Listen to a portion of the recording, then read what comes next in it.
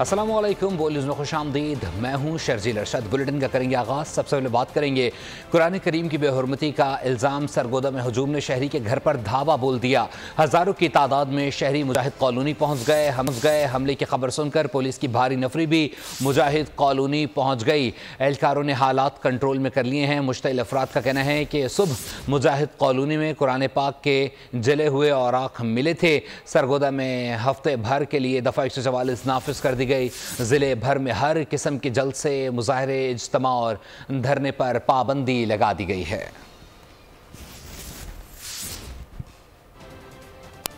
दूसरी जानिब तौहीन मज़हब के इल्ज़ाम पर कशीदगी। IG पंजाब डॉक्टर उस्मान अनवर सरगोदा पहुँच गए। ज़ाय वक़ुआ का दौरा किया। सिक्योरिटी पर मामूर अफसरान से मुलाकात भी की। डिस्ट्रिक्ट अमन कमेटी और क्रिश्चियन कम्युनिटी के नुमाइंदों से भी मिले हैं। IG पंजाब ने अपने जाने खतरे में डालकर शहरियों की जिंदगियां बचाने पर पुलिस जवानों को शाबाश दी। कहा, अफसोसनाक वाक़े में मुलव्वस मुल्ज़िमान को करार वाकई सज़ा दी जाएगी।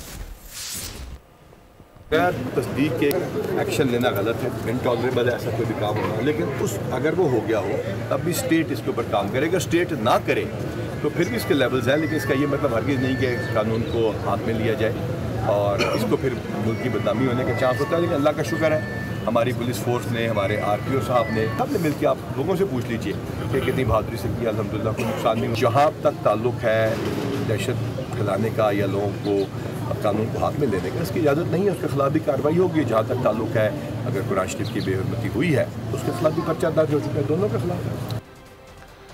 सरगोदा में मुक़द्दस औराक जलाने और अमलाक को नुकसान पहुँचाने वालों के खिलाफ सख्त एक्शन लेना चाहिए। अवाम शरपसंद अनासर से होशियार रहें और इंतज़ामिया के साथ ताउन करें। चेयरमैन पाकिस्तान उलमा कौंसिल हाफिज़ ताहिर महमूद अशरफी कहते हैं, शरपसंद अनासर तफर्रुक़ाबाज़ी और लसानियत के ज़रिए इंतशार फैलाकर मुल्क को नुकसान पहुँचाना चाहते हैं। बैनुल मज़ाहिब हम आहंगी के फ़रोग़ से ही इन अनासर को शिकस्त दी जा सकती है।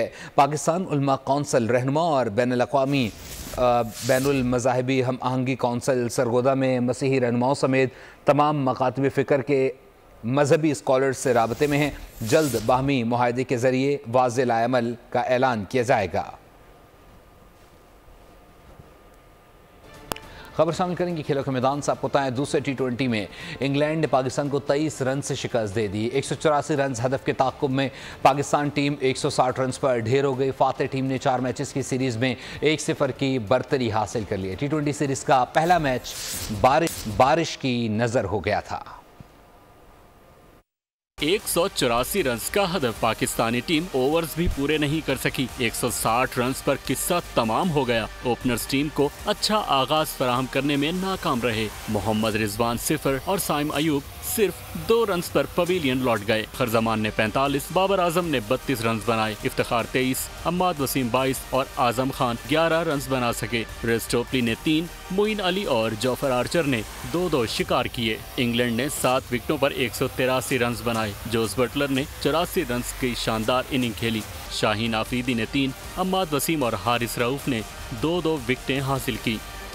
4 मैचों पर मुश्तमिल सीरीज में इंग्लैंड को 1-0 की बरतरी हासिल हो गई है। सीरीज का पहला मैच बारिश की वजह से मनसूख हो गया था। फ़खर जमान की इनिंग्स की वजह से मैच जीतने की पोजीशन में आ गए थे। अगर फ़खर के साथ 4-5 ओवर्स शराकत मज़ीद चलती तो फतह का हुसूल मुमकिन हो सकता था। इनिंग्स के आखिरी हिस्से में एक अच्छी इनिंग्स जितवाई जा सकती थी। पाकिस्तानी कप्तान बाबर आजम ने बॉलर्स की कारकर्दगी को भी सराहा। के इलेक्ट्रिक और सिंध हुकूमत आमने सामने। वाजिबात की फौरी अदायगी के लिए सिर्फ मई में 5 मरासले जारी कर दिए। लिखा गया कि सिंध हुकूमत अरबों रुपए की नादहिंदा है। Secretary finance, secretary energy, mayor Karachi और दीगर हुक्काम को मरासले भेजे गए, जिनके मुताबिक Karachi water and sewerage board ने 5 अरब रुपए की अदायगी करना है। बिलों की अदायगी ना होने से मालियाती बहरान का सामना है।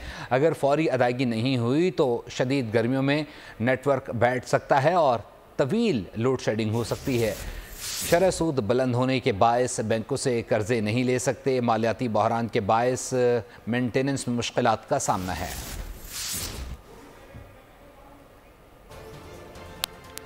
सूबाई वज़ीर बल्दियात ने लोड शेडिंग के मसले पर हाथ खड़े कर दिए। सईद गनी कहते हैं बिजली चोरी नरखों में इजाफे की वजह है, बिजली का मसला हमारे इख्तियार से बाहर है। उन्होंने कि इलेक्ट्रिक की पॉलिसी को समझ से बालतर करार दे दिया।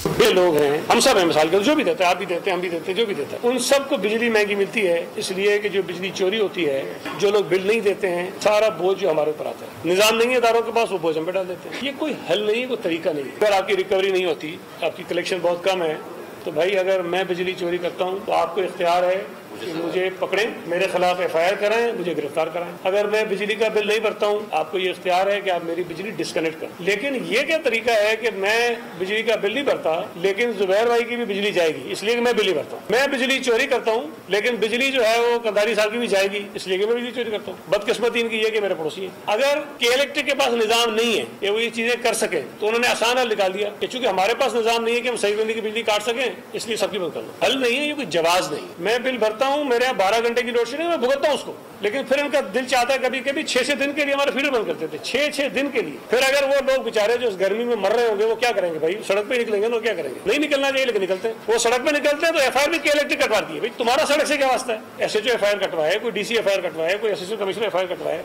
के इलेक्ट्रिक कटवा देती है। कराची में लोड शेडिंग के खिलाफ सताए आवाम का मुस्तकिल एहतजाज। बनारस और अतराफ के इलाका मकीन भी सड़कों पर निकल आए हैं। मुजाहिरीन बनारस पुल के करीब मुजाहरा कर रहे हैं।